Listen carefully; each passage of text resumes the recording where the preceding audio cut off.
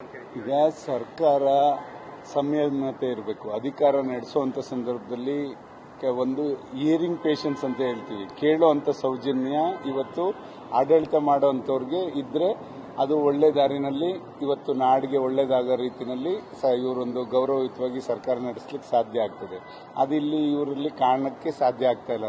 ನಾವು ಏನೇನೋ ಅವರ ಬದಲಾವಣೆಗಳು ನೋಡಿದಾಗ ಎಲ್ಲರನ್ನು ಕರೆದು ಮಾತಾಡೋದು, ಬೇರೆ ರೀತಿಯಲ್ಲಿ ಅವರು ಹೆಜ್ಜೆ ಇಡ್ತಾ ಇರ್ತಕ್ಕಂಥದ್ದು ನೋಡಿದ್ರೆ ಈ ತರ ಒಂದೆಲ್ಲರನ್ನು ವಿಶ್ವಾಸಕ್ಕೆ ತಗೊಂಡು ಸರ್ಕಾರ ಮಾಡ್ತಾರೆ ಡಿ.ಕೆ. ಶಿವಕುಮಾರ್ ಅಂತ ಅಂದ್ಕೊಂಡಿದ್ವಿ. ಬಟ್ ಎಲ್ಲೋ ಒಂದ್ ಕಡೆ ಇದು ಏನು ವೈಮನಸ್ಸಿಗೆ ಕಾರಣ ಆಗೋ ರೀತಿಯಲ್ಲಿ ಅವರ ನಡೆಗಳು ನೋಡಿದಾಗ, ಯಾಕೆಂದ್ರೆ ಇವತ್ತು ಬಿಡದಿ ಟೌನ್ಶಿಪ್ ವಿಚಾರದಲ್ಲಿ ನಾನು ಮಾತಾಡಬೇಕು ಅಂದ್ರೆ ಅಲ್ಲಿ ಸೌಜನ್ಯಕ್ಕಾದರೂ ಕೂಡ ರೈತರನ್ನ ಕರೆದು ಮಾತಾಡಿ, ಇವ್ರ ಅಧಿಕಾರಿಗಳಾಗ್ಬೋದು, ಇವ್ರ ಜನಪ್ರತಿನಿಧಿಗಳಾಗ್ಬೋದು, ಸರ್ಕಾರ ಆಗ್ಬೋದು, ಅವ್ರನ್ನ ಕರೆದು ಕೂತ್ಕೊಂಡು ಮಾತಾಡಿ ಇಚ್ಛೆ ಇದ್ದವರು ಕೊಡಿ, ಇಲ್ಲದೆ ಇದ್ರೆ ಯಾವ ರೀತಿ ಮಾಡಬೇಕು ಅನ್ನೋ ಆಲೋಚನೆ ಆಮೇಲೆ ಅವ್ರು ಮಾಡೋಂಥ ಕೆಲಸ ಮಾಡಬೇಕಿತ್ತು. ಇಲ್ಲ ನಾನು ಮಾಡೇ ತೀರ್ತೀನಿ ಅಂತಕ್ಕಂಥ ಒಂದು ಹಠದ ಮನೋಭಾವಕ್ಕೆ ಇವ್ರು ಏನಾದ್ರು ಕಾಲಿಟ್ರೆ ಖಂಡಿತ ಅಲ್ಲಿ ಒಂದು ಕೆಟ್ಟ ಪರಿಣಾಮವನ್ನು ಇವರು ಎದುರಿಸಬೇಕಾಗ್ತದೆ. ಇವ್ರ ನಡೆ ಆ ರೀತಿ ಇರ್ತಕ್ಕಂಥದ್ದನ್ನ ನಾವು ನೋಡಿದಾಗ ಎಲ್ಲೋ ಒಂದ್ ಕಡೆ ಹಿಂದೆ ಸಿದ್ದರಾಮಯ್ಯನವರು ಕೂಡ ಕಳೆದ ಕೆಲವು ದಿನಗಳಿಂದ ಮುಖ್ಯಮಂತ್ರಿಗಳಾದಂಥ ಸಂದರ್ಭದಲ್ಲಿ ಏನು ನಮ್ಮ ಇದು ದೇವನಹಳ್ಳಿ ಚನ್ನರಾಯಪಟ್ಟಣ ಒಂದು ಟೌನ್ಶಿಪ್ ಇದು ಇಂಡಸ್ಟ್ರಿಯಲ್ ಏರಿಯಾದಲ್ಲಿ ಅಲ್ಲಿ ಏನು ಅಕ್ವಿಸಿಷನ್ ಆಗಿದ್ದಂಥದ್ದನ್ನ ರೈತರಲ್ಲಿ ಒಪ್ಪದೇ ಇದ್ದಂಥ ಸಂದರ್ಭದಲ್ಲಿ ಅದನ್ನ ಕೈ ಬಿಟ್ಟು ಯಾರು ಆಸಕ್ತಿ ಇದೆ ಕೊಡ್ಲಿಕ್ಕೆ ಯಾರ್ಯಾರು ಮುಂದೆ ಬರ್ತೀರೋ ಅಂಥವ್ರನ್ನ ನಾವು ತಗೋತೀವಿ ಅಂತಕ್ಕಂಥದ್ದು ಹೇಳಿದಂಥ ಉದಾಹರಣೆ ನಿಮ್ಮ ಸರ್ಕಾರದಲ್ಲೇ ಇದೆ. ನಿಮ್ಗೆ ಯಾಕೆ ಈ ತರ ಹಠದ ಸ್ವಭಾವ?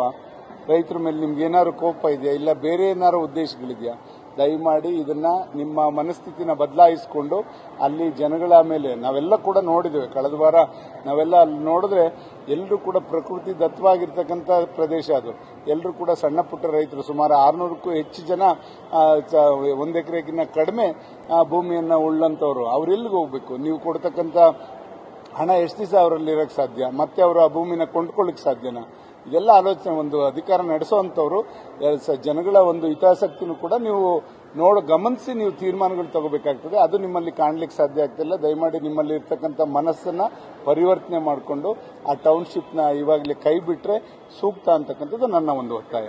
ಅವ್ರಿಗೆ ಅಲ್ಲಿ ಹೋಗ್ಲಿಕ್ಕೆ ಭಯ ಇರಬೇಕೇನೋ ಅಲ್ಲಿ, ಯಾಕೆಂದ್ರೆ ಅಲ್ಲಿ ಹೋಗ್ಬೇಕು. ಹಿಂದೆ ಕುಮಾರಸ್ವಾಮಿ ಅವರು ಇದೇ ಇಶ್ಯೂನಲ್ಲಿ 3-4 ಸಲ ಕೃಷ್ಣಾದಲ್ಲಿ ರೈತರನ್ನ ಕರೆದ್ರು, ಕೇಳಿದ್ರು.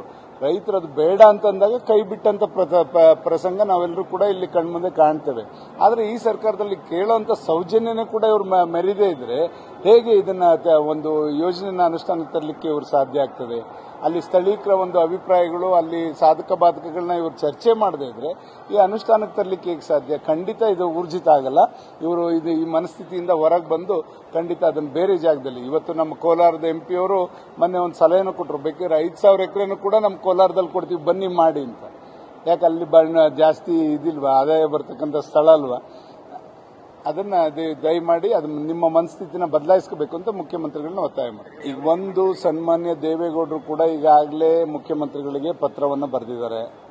ಇದರಲ್ಲಿ ಸಾಧಕ ಬಾಧಕಗಳನ್ನ ಆಲೋಚನೆ ಮಾಡಿ ನೀವು ದಯಮಾಡಿ ಈ ತೀರ್ಮಾನದಿಂದ ಹಿಂಪಡಿಬೇಕು ಅಂತಕ್ಕಂಥದ್ದು. ಖಂಡಿತ ಅವರ ಒಂದು ಹಿರಿತನಕ್ಕೆ ಇವರು ಗೌರವ ಕೊಟ್ಟು ಅದರಲ್ಲಿರ್ತಕ್ಕಂಥ ನ್ಯೂನ್ಯತೆಗಳನ್ನೆಲ್ಲದನ್ನು ಕೂಡ ಚರ್ಚೆ ಮಾಡಿ ಅದನ್ನ ಸರಿಪಡಿಸ್ತಕ್ಕಂಥ ಕೆಲಸಕ್ಕೆ ಇವರು ಮುಂದಾಗಲಿ ಅಂತ ನಾನು ಒತ್ತಾಯ ಮಾಡ್ತೇನೆ. ಅದು ಕೂಡ ಮಾಡದೇ ಇದ್ದಂಥ ಸಂದರ್ಭದಲ್ಲಿ ಮುಂದಿನ ದುಷ್ಪರಿಣಾಮ ಇವರು ಎದುರಿಸಬೇಕಾಗ್ತದೆ.